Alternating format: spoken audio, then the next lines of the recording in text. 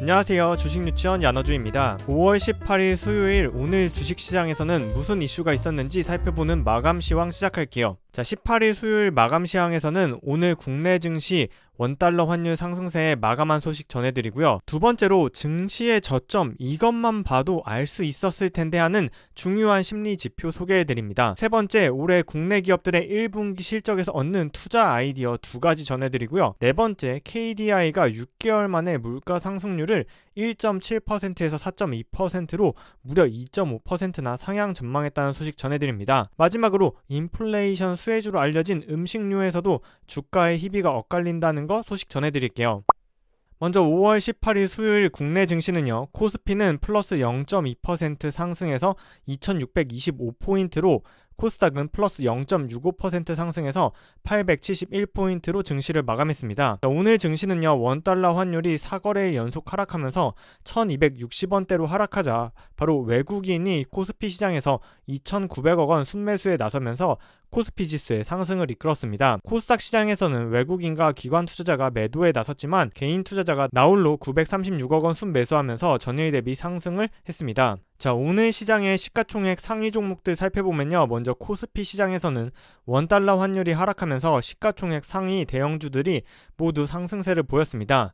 특히 삼성바이오로직스의 상승세가 돋보였는데요. 삼성바이오로직스는 올해 1분기 매출액이 5,113억 원을 기록했는데 이는 전년 동기 대비 96% 증가한 수치라고 합니다. 1분기에 매출액 5천억 원을 이뤘으니까 연매출 2조 원 달성 가능하다는 소식에 오늘 플러스 3.5% 상승해서 마감했고요. 삼성 SDI도 플러스 2% 상승 마감하는 등 시가총액 상위 종목들이 모두 빨간색을 보였습니다. 코스닥 시장에서는 2차전지의 소재업체들의 주가 상승이 돋보였는데요. 특히 LNF는요. 최근 주가 상승세가 돋보입니다. LNF는 오늘도 4% 상승하면서요. 셀트리온 헬스케어를 밀어내고 시가총액 2위 자리를 차지했다는 소식이네요.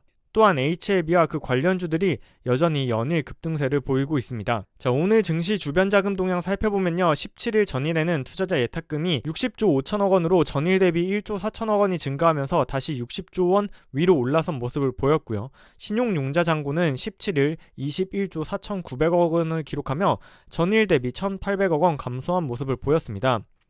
신용융자 잔고는 저희 야너주가 마감시황에서 매일매일 다루고 있는데요. 신용융자 잔고가 5월 둘째 주인 5월 9일부터 감소하는 추세인 걸 위에 보시는 그림 차트에서 확인할 수 있습니다. 2월 중순에서 2월 말 러시아 우크라이나 전쟁 발발로 증시가 하락했을 때 신용융자의 잔고가 20조 8천억 원 수준이었는데요. 현재 신용융자 잔고가 21조 4,900억 원 수준이기 때문에 여기서 약 7천억 원 정도 더 낮아진다면 연 저점 수준이 된다는 점 참고하시면 좋을 것 같아요. 그래서 오늘까지 증시가 상승한 걸 보니까 5월 12일 코스피 지수가 무려 한때 2546.8포인트를 기록하면서 공포스럽게 하락했었는데요. 일주일이 지난 지금 돌이켜보니까 현재 시점으로 보면 그때가 단기 저점이었던 거죠. 이러한 단기 저점을 정확하게 알려주는 심리 지표가 하나 있습니다. 많은 분들이 아실 RSI 지표인데요. 이 RSI 지표가 30 이하이면 과매도를 나타내고 70 이상이면 과매수를 나타내는데 이러한 지표가 지수의 바닥을 잘 알려주는지 올해 일봉 차트와 RSI 지표를 살펴보면요. 먼저 올해 코스피의 일봉 차트를 살펴보겠습니다. 보시는 차트에 1번이라고 표시한 게 1월 말의 저점이었는데요. 이때 RSI가 파란색 웅덩이를 그리면서 30 이하로 크게 내려갔던 적이 2월 중순 시점에서 보면 1월 말에 단기 저점이었던 게 드러났습니다. 5월 12일 코스피 지수가 2500포인트를 찍었을 때 RSI 지표가 30 밑으로 잠깐 내려갔었는데요. 일주일 지나고 보니까 이때가 단기 저점이었죠. 그럼 단기 저점에서 못 사면 영영 살 기회가 없는 거냐? 그렇지는 않습니다. 1월 말에 단기 저점을 찍고 증시는 상승 추세에 돌아섰지만 다시 3월 중순에 2600포인트에 근접하면서 다시 한번 매수의 기회를 주었던 것처럼 현재 5월 12일 날 매수를 못했다 하더라도 이런 RSI 지표를 잘 보면서 5월 12일에 내려왔던 2500포인트에 근접할수록 공포가 시장에 만연할 때 오히려 용기 있게 매수하는 걸로 기회를 삼아볼 수 있겠죠. 올해 코스닥 지수의 일봉 차트를 살펴보아도 RSI가 단기 저점을 나타냈다는 걸 확인할 수 있는데요. 1월 말에 코스닥 지수가 850포인트를 깨며 내려갔을 때 RSI 지수가 30 밑으로 내려가면서 파란색 웅덩이를 그렸던 거 왼쪽에서 확인할 수 있고요. 5월 10일과 5월 12일 코스닥 차트가 830포인트 근처에 왔을 때도 RSI가 다시 한번 30 밑으로 내려갔던 걸 확인할 수 있습니다. 코스피와 마찬가지로 코스닥도요 2월 중순과 2월 말에 다시 한번 이러한 저점을 내려왔었기 때문에 5월 10일이나 5월 12일 날 매수를 못했다 하더라도 조금 더 여유 있는 관점에서 기다리다 보면 또 한번 좋은 기회를 주지 않을까 생각하고 있습니다.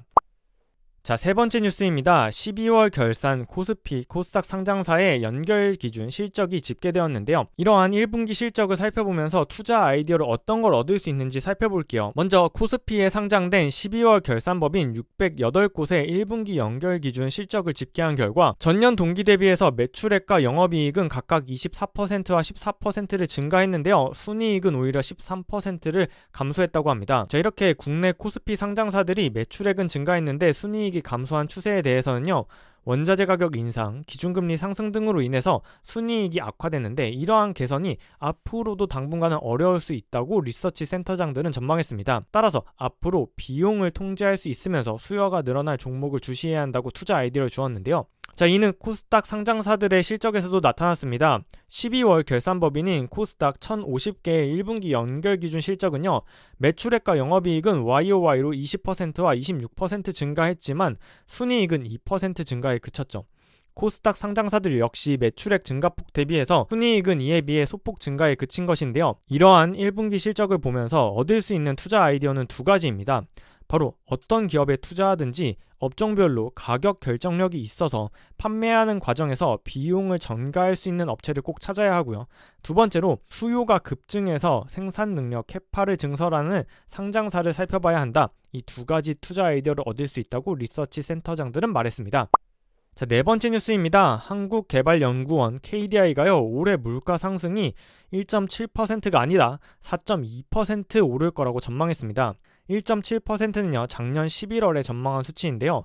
6개월이 지난 지금 무려 2.5%를 올려서 올해 4.2% 물가 상승이 일어날 거라고 전망한 거죠. 이러한 전망치는요, 올해 2월에 전망을 제시했던 한국은행의 3.1% 상승은 물론 비교적 최근인 올해 4월에 전망치를 내놨던 IMF의 4%, ADB의 3.2%보다도 높은 수치입니다. 즉 2022년에 한국 경제의 물가 상승률 전망치를 살펴보면요, 전망치를 발표하는 게 가장 최근일수록 물가 상승률 전망치를 높여 잡는 걸 알 수 있죠. 이는 글로벌 공급망 교란, 유가 및 원재료 급등 등으로 인해서 에너지와 식료품 가격이 높은 수준을 지속적으로 유지하는 데다 경기 회복에 따른 수요 증가까지 맞물리면서 물가 상승이 쉽게 꺾이지 않는다는 점을 이러한 경제단체들이 전망치에 반영하는 것으로 보입니다. KDI는요, 이러한 물가 상승률이 2분기와 3분기에도 꺾이지 않다가 올해 4분기부터 서서히 내려올 것이라고 전망하기도 했네요. 자, 마지막 뉴스입니다. 저희 안어주도 물가 상승이라는 단어, 인플레이션이라는 단어를 뉴스에서 언급한 지 2달째가 되는 것 같은데요. 아무래도 이러한 인플레이션 시대에는 제품 가격 인상을 통해서 원가 부담을 덜 수 있는 인플레이션 방어주로 꼽히는 음식료주에 많은 분들이 관심을 가지셨을 거라고 생각이 됩니다. 그런데 라면과 과자 등을 판매하는 식음료 업체는요, 팜유와 밀값 급등으로 인해서 실적 악화 우려가 전망되자 5월 들어서 그동안 오른 상승세를 다 반납하고 하락하고 있다고 합니다. 자, 농심은요, 올해 1분기에 호실적을 거두었음에도 불구하고 추가 제품 가격 인상이 없다면 2분기부터 원가 부담에 따른 실적 악화 우려에 빠질 거라는 우려예요. 전일 무려 6.8% 하락했고요. 오늘도 1.2% 추가 하락해서 5월 들어서 무려 9.7% 하락했다고 합니다. 자, 이러한 라면 업체들의 주가 하락은요, 팜유와 밀값이 급등한 데 따른 것인데요. 팜유는 세계 최대 생산국인 인도네시아가 지난 4월 수출을 중단했고, 밀 역시 세계 3위의 생산국 수출 8위의 인도가 지난주에 갑작스럽게 수출을 중단하면서 국제 밀값이 요동을 치고 있죠. 증권가에서는 원가 부담이 적은 주류 업체를 눈여겨보고 있는데요. 올해 초에 단행한 제품 가격 인상 효과까지 반영되면서 리오프닝 수혜로 인한 외형 성장과 손익 개선이 동반될 것이라고 전망하고 있습니다. 증권가에서는 하이트진로와 롯데칠성을 음식료주의 최선호주라고 대부분 꼽았는데요. 자, 이렇게 인플레이션 방어주로 꼽히는 음식료 안에서도 원가 부담이 지속되는 기업과 그렇지 않은 기업들의 주가는 차별화되는 모습을 보이고 있습니다. 늘 말씀드리지만 본 영상에서 언급한 종목의 매수 매도 추천이 아니라는 점 다시 한번 주의사항으로 안내드립니다. 오늘 주식시장에서는 무슨 이슈가 있었는지 살펴본 18일 수요일 마감 시황은 여기까지입니다. 오늘도 야너주와 함께 공부해주셔서 감사하고요. 저는 내일 아침 꼭 알아야 할 경제 뉴스로 돌아올 테니 저 야너주와 함께 경제 공부하실 분들은 채널 구독, 영상 알림 설정 하시고 댓글도 많이 남겨주세요. 자, 오늘 영상 여기까지입니다. 그럼 내일 만나요. 안녕.